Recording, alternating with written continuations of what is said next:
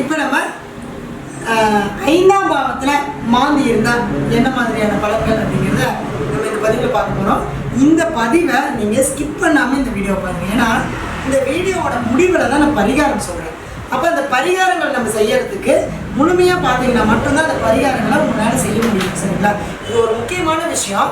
இதை நீங்கள் பார்க்குறது மட்டும் இல்லை, உங்களுடைய நண்பர்களுக்கும் ஷேர் பண்ணுங்கள், அவங்களுக்கும் யூஸ்ஃபுல்லாக இருக்கட்டும். அப்போ நீங்கள் யாருக்கெல்லாம் இதை பதிவு பண்ணி அவங்க ஒருத்தர் செஞ்சு அதன் மூலயமா அவங்க வாழ்க்கையில் நல்லா இருந்தால் அந்த புண்ணியம் உங்களுக்கு சேரும். சரிங்களா? இப்போ 5ஆம் பாவத்தில் மாந்தி இருந்து அப்படின்னா முதல்ல பூர்வீக சொத்து அப்படிங்கிற விஷயத்த ஒரு பிரச்சனை.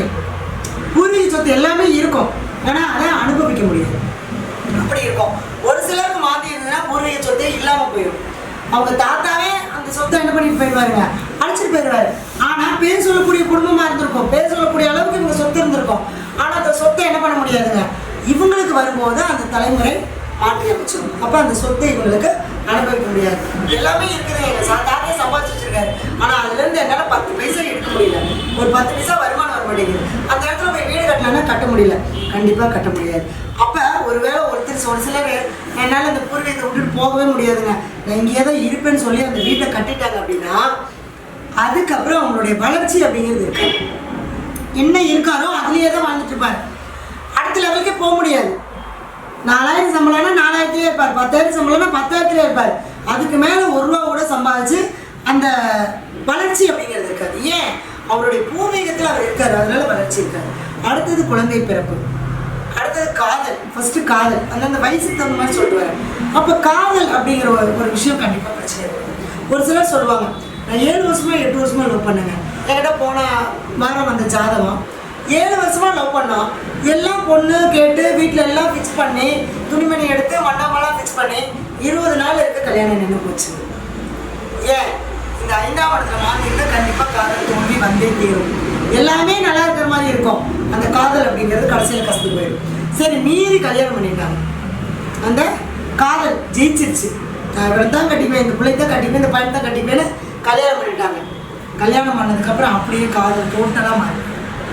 ஏன் அப்படின்னா அந்த 5ஆம் பாவத்தில் மாந்தி இருந்தால் புத்திர தோஷத்தை கொடுக்கும், புத்திர பாக்கியத்தில் பிரச்சனை கொடுக்கும். அப்போ குழந்தை பிறப்புல அவங்களுக்கு ஒரு பிரச்சனை இருக்கும். அப்போ குழந்தையும் பிறந்துருச்சு, குழந்தை வந்ததுக்கப்புறம் இவங்க 2 பேருக்குள்ள பஞ்சாயத்து வந்துட்டு பிரிஞ்சு போயிடுவாங்க.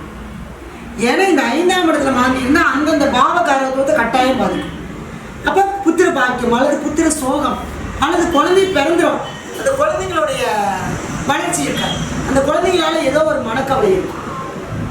இப்போ இந்த ஆரம்பத்தில் குழந்தையா இருக்கும்போது அப்படின்னா இந்த குழந்தைங்களுக்கு திருமண காலகட்டம் வரும் இல்லையா, உங்களுக்கு 5ஆம் இடத்துல மாந்தி இருந்தாலும் கண்டிப்பாக உங்களுடைய குழந்தைகளுக்கு திருமணம் நடக்காது. அப்போ சரி பண்ண வேண்டியது உங்களுடைய ஜாதகத்தையோ இல்லை உங்களுடைய குழந்தை ஜாதகத்தையோ. ஏன்னா நம்மளுக்கு புத்திர சோகம், புத்திரர்களால நமக்கு ஒரு மன கவலை அப்படிங்கிறது 5ஆம் பாவத்தில் இருந்துச்சு அப்படின்னா அங்கே அந்த பொண்ணுக்கும் அந்த பையனுக்கும் அந்த திருமணத்தை தாமதம். ஏன்னா அப்போதான் நீங்கள் கவலைப்பட முடியும். அவங்க சந்தோஷமாக இருந்துட்டு நீங்கள் சந்தோஷமாக இருப்பீங்க, அவங்க துக்கமாக இருந்தால் உங்களுக்கு பிடிக்கும். இதுதான் கர்மா செயின் அப்படிங்கிறது. ஏன்னா நம்ம குழந்தைய நம்ம டிசைட் பண்ண முடியாது, நம்ம அப்பா அம்மாவையும் நம்ம டிசைட் பண்ண முடியாது. அப்போ அந்த கர்மாங்கிறது தான் ஒவ்வொருத்தரையும் நம்மளை என்ன பண்ணுங்க, ஜாயின் பண்ணி வைக்கும்.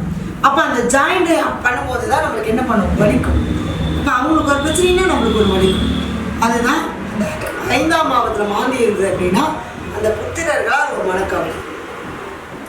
சரி, கல்யாணம் ஆயிடுச்சு, குழந்தை பத்துறாங்க, குழந்தையெல்லாம் வளருது, அந்த குழந்தைங்களுக்கான தேவைகளுக்கு கரெக்டாக செய்ய முடியும். நல்லா வாழ்ந்துருவார், நல்லா இருப்பார். திடீர்னு பார்த்தீங்கன்னா அந்த குழந்தைங்க ஒரு டாக்டர் படிக்கிறேன், அது ஆசைப்பட்டுட்டே வருங்க. கரெக்டாக அந்த டாக்டர் படிக்கிறப்ப இவருக்கு என்ன பண்ணணும், எல்லாம் லாக் பண்ணி வச்சு பொருளாதார நிலை பூரா லாக் பண்ணி வைக்கும், அது படிக்க வைக்க முடியாமல் போயிடும். அப்போ குழந்தைங்களுடைய வாழ்க்கை பாதை மாறிடும். அடுத்தது குழந்தைங்க நம்ம பேச்சு கேட்க மாட்டாங்க, அவங்கவுங்க வாழ்க்கையை அவங்கவுங்க தேடிக்கிற மாதிரி ஆகி போயிடும். அப்போ அந்த பாரம்பரியம், அந்த குடும்பம், அந்த அப்படிங்கிற ஒரு உணர்வு இல்லாமல் என்ன ஆகி போயிடும்னா அந்த ஒரு மரியாதை இல்லாமல் போயிடும். அப்போ அந்த குழந்தைங்க அவங்கவுங்க வாழ்க்கையை அவங்களுக்கு தேடிட்டா நம்மளுக்கு எப்படி இருப்போம், சந்தோஷமா இருப்பான், இருக்காது.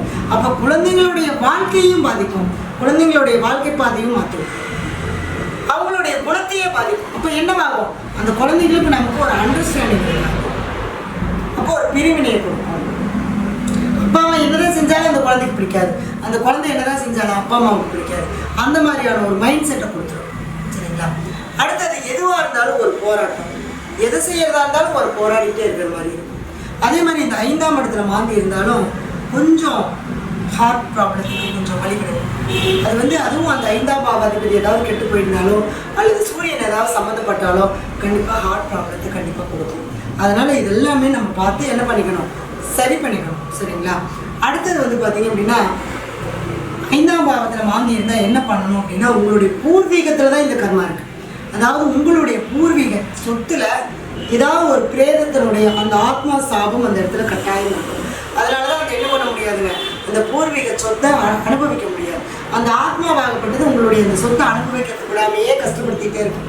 அப்போ அதுக்கு வந்து நீங்கள் என்ன பண்ணணும், அதை சாந்தப்படுத்தணும், அதை அமைதிப்படுத்தணும், அதுக்கு நிவர்த்தி பண்ணணும்.